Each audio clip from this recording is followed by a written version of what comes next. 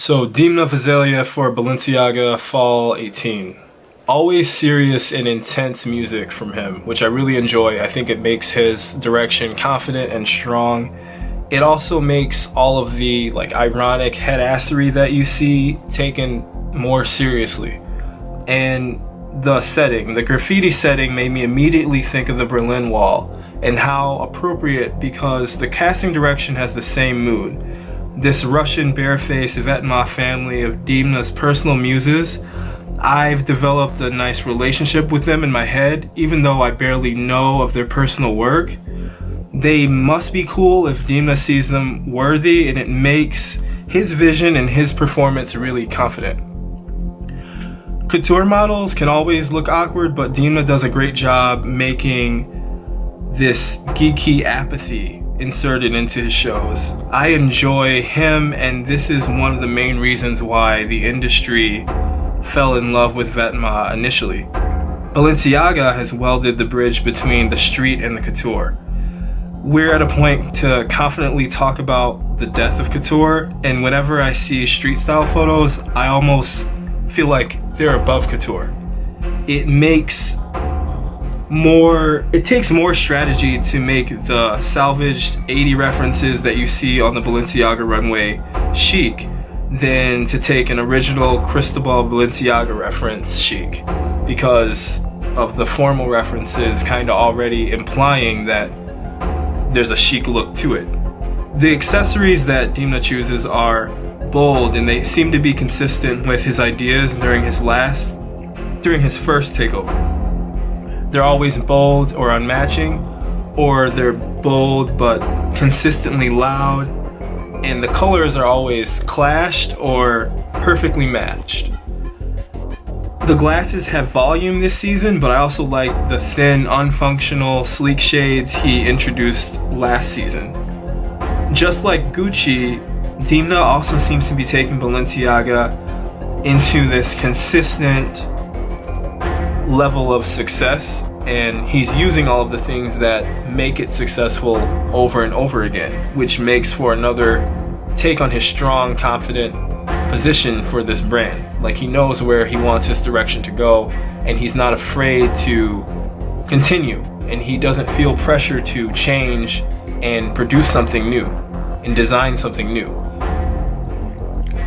I want to address how he's not selling sex. The women are very serious, the women are not sensual, the women are not playful, they're not flirty. I always, from Balenciaga, I see a select group of women, almost like Miranda from Sex and the City.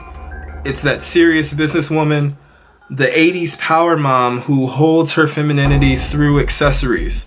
Like, she's too unconcerned to concern herself with great details, and she also prefers to sacrifice looking feeble for looking strong. The stark color choices make for really Instagrammable and memorable themes. Once these looks are gone and they're recreated by youth online, I think there's going to be a strong image in your head as to what the Balenciaga look is. I love how uncomfortable the suit tailoring is. It meshes well with the music, and it's almost like I'm excited to see how unrelaxed I can look in these clothes. I'm excited to actually wear the clothes myself.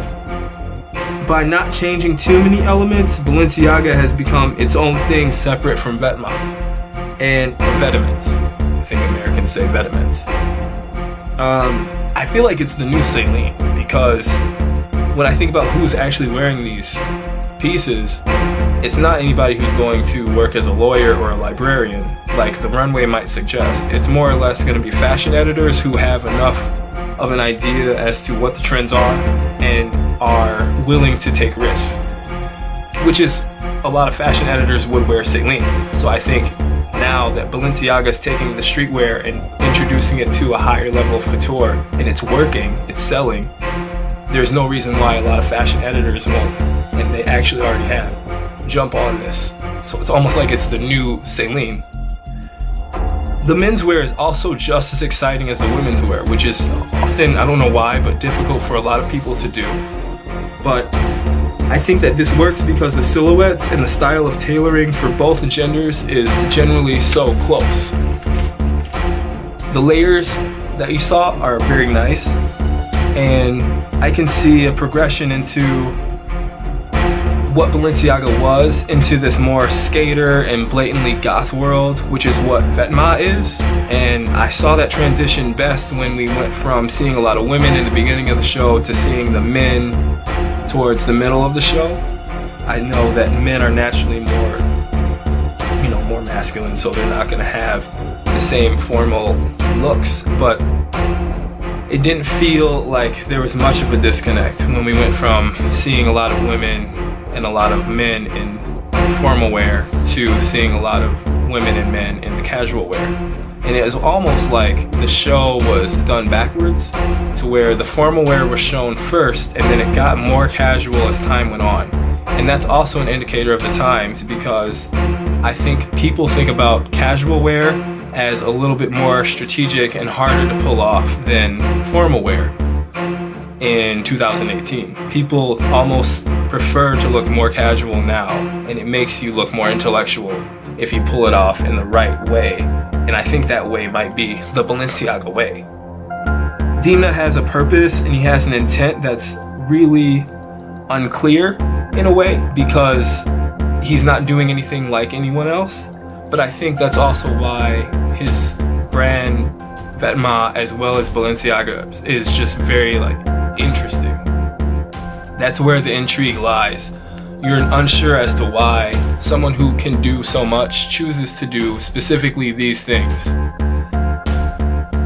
I'm also very pleased, as long as I feel excited being able to jump into his world for 15 minutes every season.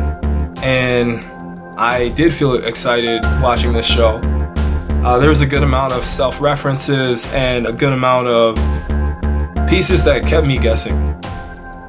I think it's really cool to see, on Instagram, there's these young kids in their 16s to 20 years old age group, and instead of wearing jeans with their Vans, they're now wearing tailored houndstooth pants, or you could say, formal wear that's not necessarily comfortable but is on trend and has a lot to do with this serious look you get from Balenciaga in the beginning with the formal wear. And it's combined with a hoodie, so it's kind of dressed down and it has that same feel. I think Dimna, as well as other successful designers, do look to the street and are successful for doing that. Are successful for just, acknowledging what is that people in your demographic or just younger people like. It explains how Dimna restored the prevalence of the couture house like Balenciaga, just because it's being done by people who can't really afford to buy the pieces but are recreating the looks because it's cool. Just like Supreme did for Louis Vuitton, and also just how Michele did Gucci a lot of great, amazing justice without the collaboration of anyone. And a big part that you can see between the similarities of Gucci and Balenciaga are probably the inserts of accessories. The accessories make a lot of the looks attainable. Dimna is doing his job here. So he's doing a great job of making Balenciaga prevalent. He's not just creating clothing for people who normally buy it. He's introducing new customers and he's keeping it very relevant and very fresh and very exciting. It's like the new couture is like a voluminous gown, but also when you saw the end, layered pieces. And that's kind of a question. Also the sneakers, I like the Triple S more. Maybe I'll fall into liking these new sneakers, but I like the Triple S a little bit more because they resembled the Oswego, which I really liked the best. But yeah, but what I was trying to say about couture is it's not really a voluminous gown anymore. It's more or less anything that's more involved. So I think that when he was showing a lot of the layered pieces, what he was trying to do was say what makes couture great. Like, he's questioning what makes couture great in the first place. And then the fact that he's inserted layers of coats, it feels like he's saying, yeah, this is the finale of my show, so I need to get my best, most involved work fitted onto the models, but since couture is kind of unrealistic, I'm just gonna make the looks more involved by layering an uncountable and non-specific amount of clothes onto a woman. And then it's sort of like the irony that more is more. So he's saying avant-garde is not necessarily more formal, in that it can be more streetwear. So why not just play with addition and increase how much streetwear is on the look and then call it couture? Even if that's not his intent, the fact that he had tactics to insert that many layers onto a woman kind of makes me intrigued, and it spikes my intellect, and it causes conversation, which is the point of the whole fashion show, because a lot of these looks are not going to be available in stores anyway.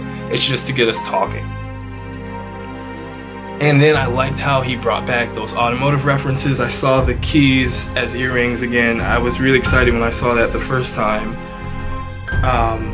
It's kind of like when I watch his shows in general, there's this unapologetic iciness to them. They're not very joyful, they're not very happy, they're very serious and very cold, but I still smile and I still feel excited to see what he's created. It's like he's doing really great at referencing himself, and it doesn't feel old yet. And he didn't use any plastic coating, which was a huge trend Calvin Klein started that I thought he could have jumped on, but he chose not to. He didn't use any large celebrities that are models. He used his Vetements family. He was true to himself, and he exuded confidence once again with this whole show. Because there are a lot of reasons, when you watch it, there were a lot of reasons why it could have failed. It was very risky. It's always very risky with him. But at the same time, it's always very good. Very good.